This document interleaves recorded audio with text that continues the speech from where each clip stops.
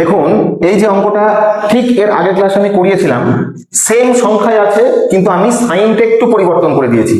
আগের ক্লাসে এই মিডিলে ছিল প্লাস, আর এই ক্লাসে আমি মিডিলে দিচ্ছি মাইনাস। অর্থাৎ সেম সংখ্যা যদি তিনটে গুণ আকারে থাকে তাহলে তাকে কিউব আকারে আমরা লিখতে পারি, এটা আমরা আগের ক্লাসে শিখেছি।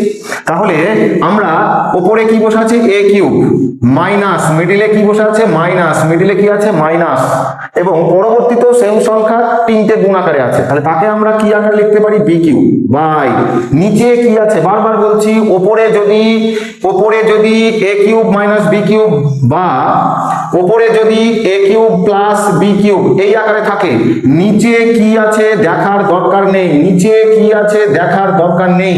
উপরে যদি a cube minus B cube এই আকারে ফর্মে থাকে তাহলে চোখ বন্ধ করে এর অ্যান্সার আমার হবে a মাইনাস বি, আর উপরে যদি a cube plus B cube আকারে থাকে চোখ বন্ধ করে আমার অ্যান্সার হবে a প্লাস বি।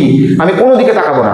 তাহলে এই অঙ্কটার ক্ষেত্রে আমরা কি দেখতে পাচ্ছি না, এই অঙ্কটার উপরে a cube minus B cube আছে, নিচে কি আছে আমি চোখ বন্ধ করে তাকাবো না, তাহলে আমার এর চোখ বন্ধ করে আমার অ্যান্সার হবে a মাইনাস বি। অর্থাৎ a বলতে আমরা কাকে ধরেছি 8.73, আর b বলতে আমরা কাকে ধরেছি 4.27।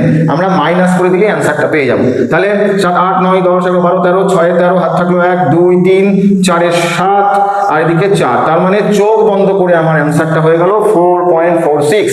ঠিক এরকম ভাবে একটা অঙ্ক দেওয়া হলে এটা করার চেষ্টা করুন।